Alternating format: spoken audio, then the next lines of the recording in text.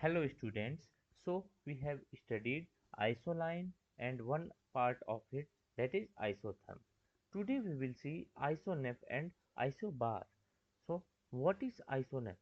Isoneph is a line representing points of equal amounts of cloud cover. It means in the sky, if points of equal amount of cloud cover are connected, we get isoneph.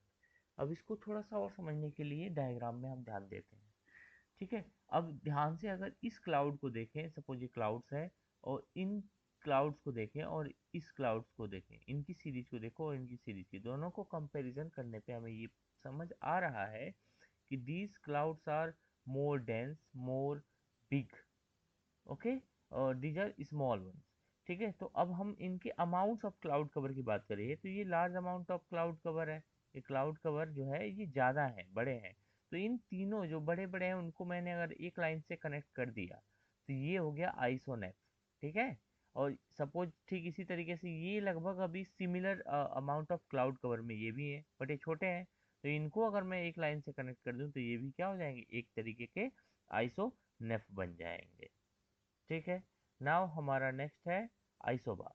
तो what is isobar? ठीक है, isobar is a line representing point of equal atmospheric pressure called iso. To understand this let's look into the figure. यहाँ अगर हम ध्यान से देखते हैं तो 990 MB एटमॉस्फेरिक प्रेशर है, और यहाँ पे भी 990 एटमॉस्फेरिक प्रेशर है। अब इन दोनों अगर सेम एटमॉस्फेरिक प्रेशर के जो दो पॉइंट्स ही सेम है, तो ये जो लाइन है इनको कनेक्ट कर रही है, ये क्या कहलाएगी, ये आइसोबार।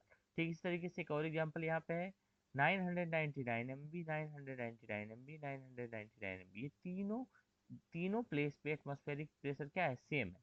तो अब इन तीनों प्लेस को एक लाइन से कनेक्ट करा देते हैं, तो ये क्या बन गया है, ये लाइन जो बन गई ये क्या बन गई, आइसोबार। ठीक है, होप कि आपको समझ आया होगा। अगर किसी प्रकार का आपको डाउट आता है तो प्लीज़ कमेंट में हमें पूछिए, हम जल्दी से जल्दी रिप्लाई करेंगे उसका।